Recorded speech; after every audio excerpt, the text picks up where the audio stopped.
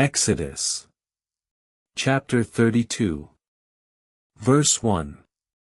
And when the people saw that Moses tarried long in coming down out of the mount, they gathered themselves together unto Aaron, and said unto him, Up, make us gods, which shall go before us, for as for this Moses, the man that brought us up out of the land of Egypt, we wot not what is become of him. Verse 2. And Aaron said unto them, Break off the golden earrings, which are in the ears of your wives, of your sons, and of your daughters, and bring them unto me. Verse 3. And all the people brake off the golden earrings which were in their ears, and brought them unto Aaron. Verse 4. And he received them at their hand, and fashioned it with a graven tool, after he had made it a molten calf, and they said, These be thy gods, O Israel, which brought thee up out of the land of Egypt. Verse 5. When saw the people that Moses delayed to come down out of the mount, they gathered themselves together unto Aaron, and said unto him, Rise up, make us gods, which shall go before us, for as for this Moses, the man that brought us up out of the land of Egypt, we wot not what is become of him. Historical context. The Israelites' request to Aaron to create idols was a common practice among ancient Near Eastern cultures, where people would often worship false gods by creating images or objects to represent them. Exodus chapter 33. Verse 1. And the Lord said unto Moses, Depart, go up hence, thou and the people that is with thee, and serve the Lord as ye have spoken. Verse 2. So Moses rose up, and his minister Joshua, and Moses went up into the mount of God. Verse 3. And he said unto the elders of Israel, Ye shall wait for me in Horeb until I come unto you thither, and ye shall remember what works the Lord did for you in the land of Egypt. Verse 4. And when they heard the people weeping every one at his tent door, the anger of the Lord was kindled greatly, and Moses besought the Lord, saying. Verse 5. Wherefore hath the Lord spoken unto me, saying, Bring up the children of Israel, that they may worship him in the wilderness. But now thou hast said, Depart. Historical context. This chapter occurs during the 40-year period in which the Israelites wandered in the wilderness before reaching the Promised Land. Exodus chapter 34. Verse 1. And the Lord said unto Moses, Hew thee 2 tables of stone like unto the first, and I will write upon these tables the words that were in the first tables, which thou breakest. Verse 2. And be ready by even tomorrow, and come not thou at all, saying before Pharaoh, lest he refuse, and refuse to let us go, for we will go with our young and with our old, with our sons and with our daughters, with our flocks and with our herds will we go, and so shall we no whit diminish. Verse 3. Thus said the Lord, If ye willingly obey my voice, and keep all my commandments, then I will be an enemy unto your enemies, and afflict those that afflict you.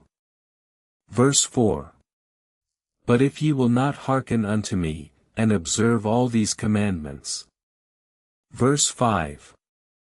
And the people took their dough before it was leavened, to make cakes for them to eat on the morrow, and they did with the dough bake cakes of unleavened bread, and brought them baked in pans. Historical context. The people were still in the wilderness, having left Egypt about 40 days ago after the death of their firstborns, Exodus 12. Verse 6. And Moses called for all the elders of Israel, and said unto them, Draw out and take you the men according to your tribes, and according to your fathers' houses, that there may be a reckoning of you by your heads against them which are to do the service of the tabernacle. Verse 7.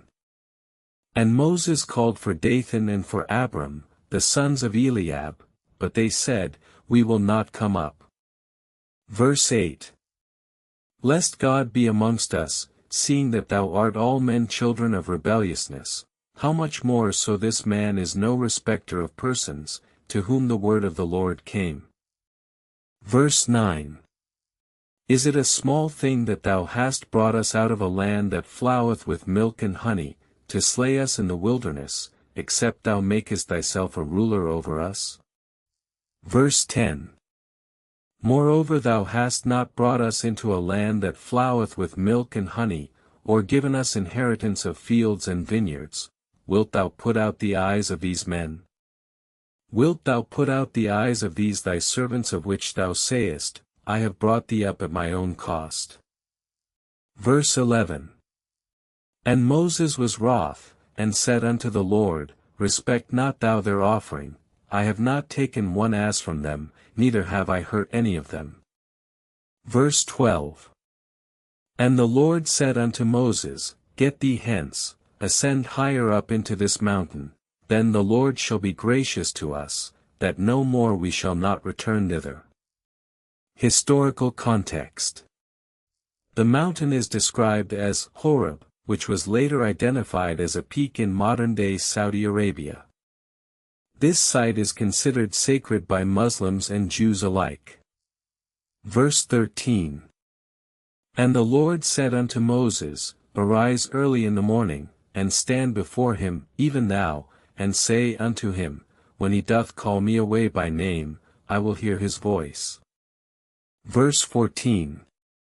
But what God shall say unto you, that ye shall speak, only shalt thou, not they, lest peradventure they shall be able to hear thy speech, lest ye die. Verse 15. So Moses went down from the mount unto the people, and sanctified the people, and they washed their garments. Verse 16. And Moses said unto the people, Be ready against morning, that we may go up early to meet him, so thou shalt be delivered from these wicked men's hands. Exodus. Chapter 35. Verse 1. And the Lord spake unto Moses, saying. Verse 2. Speak thou also unto the children of Israel, that they bring me an offering, of every man that giveth it willingly with his heart ye shall take my offering. Verse 3. And this is the offering which ye shall take of them, gold, and silver, and brass. Verse 4. And blue, and purple, and scarlet, and fine linen, and goat's hair. Verse 5. And ram's skins dyed red, and badger's skins, and shittim wood. Historical context. The construction of the tabernacle in the wilderness was a massive undertaking that required the collective effort of thousands of skilled workers. Verse 6.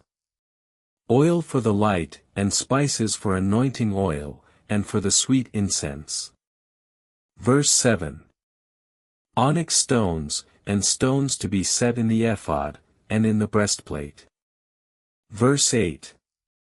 And let them make me a sanctuary, that I may dwell among them. Verse 9. According to all that I shew thee after the pattern of the tabernacle, and the pattern of all the instruments thereof, even so shall ye make it. Historical context. The construction of the tabernacle required a wide range of skills, from skilled metalworkers to expert weavers and embroiderers. Verse 10. And they came, every one whose heart stirred him up, and every one whom his spirit made willing, and they brought the Lord's offering to the work of the tabernacle.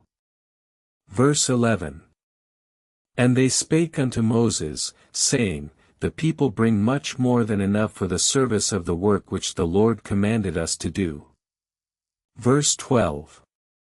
And Moses said unto them, Then let the Lord speak unto you in a vision and in a dream of what is lacking for the service of the work, that ye may give willingly according to your hearts. Verse 13. When it shall be told thee by one man or by two men come unto the other, thou shalt not heed them, but every man of Israel shall go to his tribe. Historical context. The Israelites were organized into tribes, each with its own distinct identity and territory. Verse 14.